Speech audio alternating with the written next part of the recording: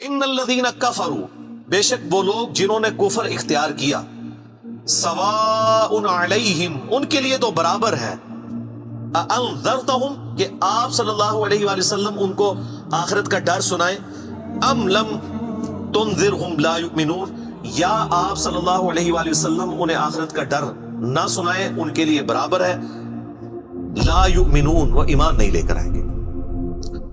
اچھا، اس کا یہ مطلب نہیں ہے کہ جو کافر ہے اس کو آپ نے تبلیغ نہیں کرنی ہے۔ تو یہ کتاب ہدایت پوری انسانیت کے لیے، ھدی للناس وبینات من الہدی والفرقان، اس میں امپلائیڈ ہے ان الذین کفروا، بے شک وہ لوگ جنہوں نے کفر اختیار کیا ہے، جان بوجھ کے آنکھیں بند کی ہوئی ہیں، جس کو ڈاکٹر اسرار صاحب رحمہ اللہ تعالیٰ بڑی پیاری بات کرتے تھے کہ جو شخص سویا ہوا ہے اس کو تو آپ جگا سکتے ہیں، اور جو آنکھیں بند کر کے لیٹا ہوا ہے اس کو کوئی نہیں اٹھا سکتا، کیونکہ وہ پہلے ہی جاگ رہا ہے، جاگنا چاہتا نہیں ہے۔ تو ایسا شخص جس کے اوپر حق اور باطل واضح ہو چکا ہو، اس کے باوجود وہ جان بوجھ کے کفر کی روش اختیار کرے، اس کے لیے قرآن میں کوئی ہدایت نہیں ہے، یہ بڑا خطرناک ہے۔ تو اس سے مراد وہ کافر ہے کہ جو حق جاننے کے باوجود جان بوجھ کے اپنی قبیلے کی حمایت کے اندر، اپنی نسلی تعصب کے اندر، یا جیلسی فیکٹر کی وجہ سے، جس طرح یہودی تھے، نبی صلی اللہ علیہ وآلہ وسلم کو ماننے سے انکار کر دیا، وہ سب کے سب اس کیٹیگری میں فال کرتے ہیں۔ ان کے لیے اب آپ ان کو تبلیغ کریں نہ کریں، ان کے لیے برابر ہے، وہ ایمان نہیں لے کر آئیں گے۔ ختم اللہ علی قلوبہم، اللہ نے ان کے دلوں پر مہر لگا دی، سیل کر دیا، یعنی سیل ہو گئی، اب کوئی چیز اس کے اندر داخل نہیں ہو سکتی۔ وعلی سمعہم، اور ان کے کانوں پر بھی، وعلی ابصارہم، اور ان کی آنکھوں پر بھی، غشاوۃ، پردہ پڑ چکا ہے، وَلَهُمْ عَذَابٌ عَظِيمٌ، اور ان کے لیے بہت بڑا عذاب تیار کر رکھا ہے اللہ نے۔ وَلِعَوْذُ بِاللَّهِ تَعَالَى اللَّهُمَّ أَجِرْنَا مِنَ النَّارِ، اللَّهُمَّ أَجِرْنَا مِنَ النَّارِ، اللَّهُمَّ أَجِرْنَا مِنَ النَّارِ۔ اچھا، قرآن کا طالب علم جب اس طرح کی آیات پڑھتا ہے نا تو وہ پریشان ہو جاتا ہے کہ بھئی قرآن تو بہت سٹریٹ فارورڈ ہے، اور آپ دیکھ رہے ہیں کہ اللہ تعالیٰ کے مزاج میں وہ چیزیں نہیں ہیں جو آپ کو میٹھے میٹھے وائزین بتاتے ہیں۔ اس لیے میں کہتا ہوں کتابوں کا خدا اور ہے اور بابوں کا خدا اور۔ قرآن بہت سٹریٹ فارورڈ ہے، کیونکہ یہ کلام کرنے والا کون ہے؟ اللہ، بے پرواہ ہے، اور وہ اسی پیشن کے ساتھ بات کرے گا تو آپ بھی اللہ کو سیریس لیں گے نا۔ اور اگر آپ کو یہ کہانی کرائی جائے گی، خیر جیسے ایک نانی ماں ہوتی ہے، ایک دادی ماں ہوتی ہے، تو اللہ تعالیٰ تو نانی اور دادی سے بھی بڑھ کے رحم کرنے والا ہے۔ یہ کہانی، یہ کس آیت میں، کس حدیث میں لکھی ہوئی ہے یہ بات؟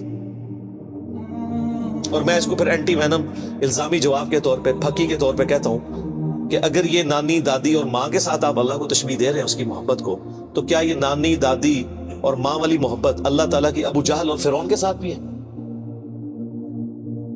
تو سارے کہیں گے نہیں۔ تو جو کلمہ پڑھ کے اللہ کے نافرمان اور باغی ہے ان کے ساتھ بھی ہے؟ نہیں۔ جو اللہ کی طرف رجوع لے ہیں ان کے لیے پورے قرآن میں ایک آیت بھی ایسی نہیں ہے کہ جو اللہ کا باغی ہو، رجوع نہ لانے والا ہو، اللہ کہتا ہوں میں اس کو معاف کرنے والا ہوں۔ ہمیشہ یہ ہے کہ جو توبہ کر لے، اپنی اصلاح کر لے، رجوع لے آئے۔ یہ درجنوں آیات ہیں، وہ وقت کے ساتھ آئیں گی، ورنہ تو میں اسی آیت کے اوپر ہی پورا یہ لیکچر ختم کر دوں گا، پھر آپ کا وہ یہ مصحف تو پچھلا تو 9 سال میں ختم ہوا ہے، یہ 18 سال میں بھی ختم نہیں ہونا۔ لیکن جنرل میں بات ضرور کروں گا تاکہ آپ کو ایک کنسیپٹ کلیئر ہو کہ جو باتیں بتائی گئی ہیں بالکل نان سینس باتیں ہیں، اس طرح کا کوئی کنسیپٹ نہیں ہے اسلام کے اندر۔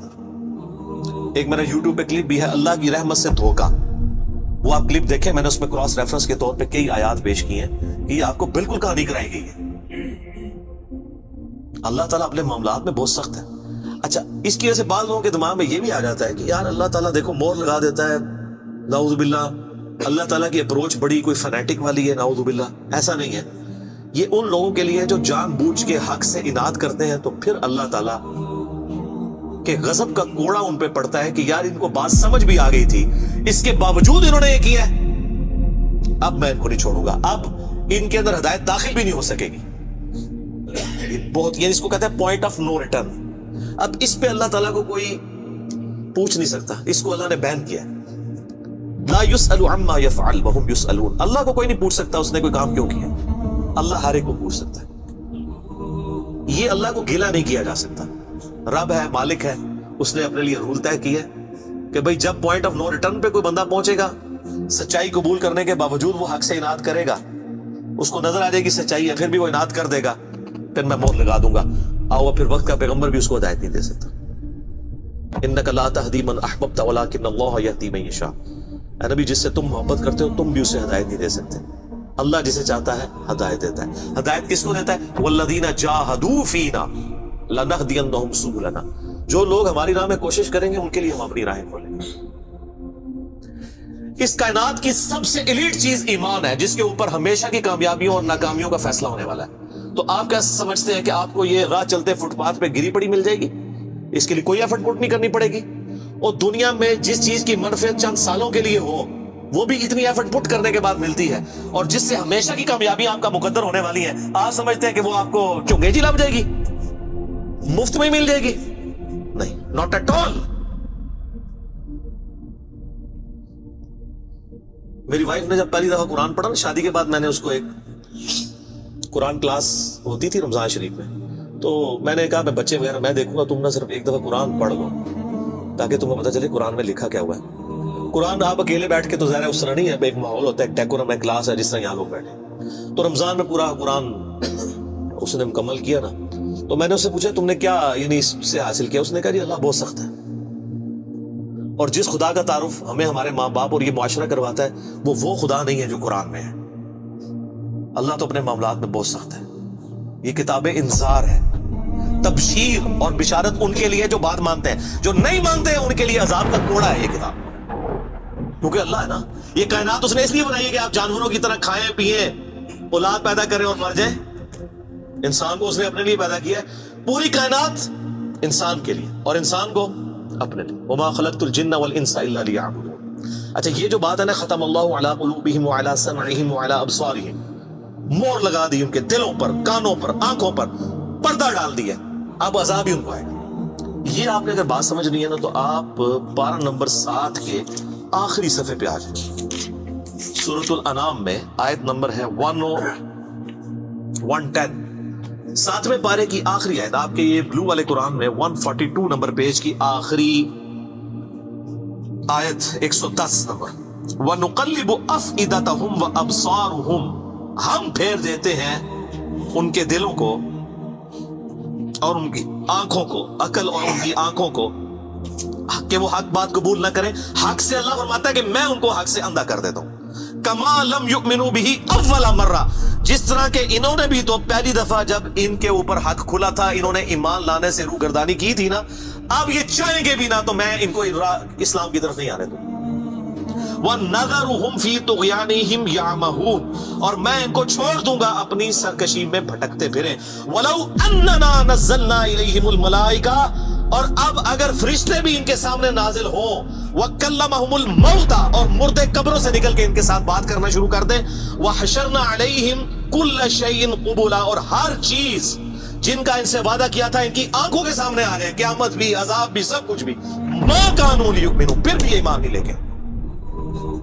یہ ہے سر کتابوں کا خدا.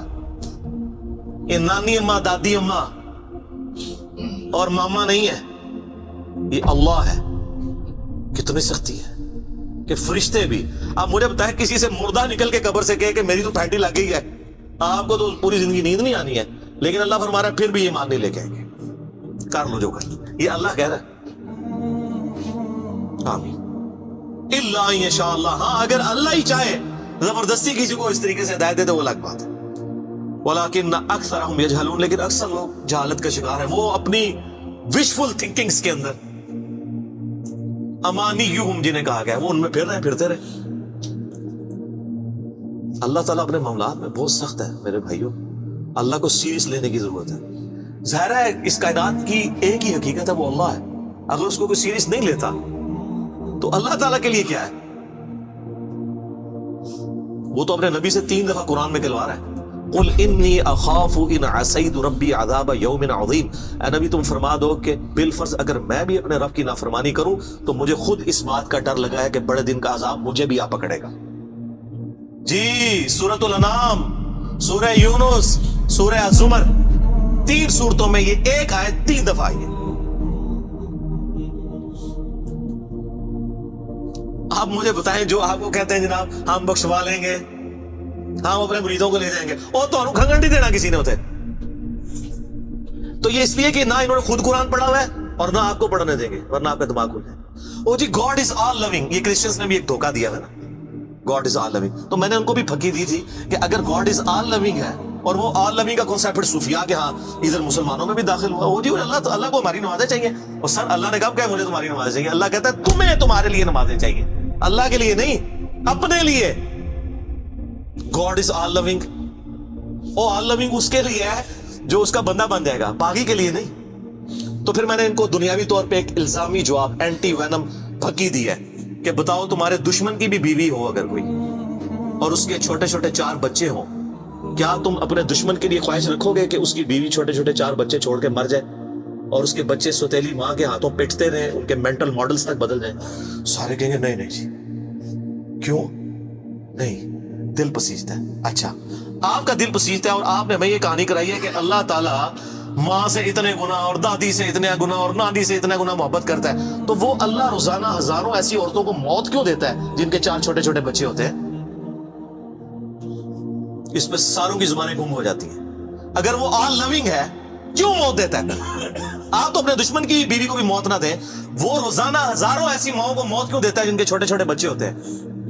اس کا مطلب ہے آپ نے جو احساسات ڈیولپ کیے ہوئے ہیں کہ اللہ اپنے بندوں کے ساتھ یہ کرتا ہے, وہ نہیں ہے.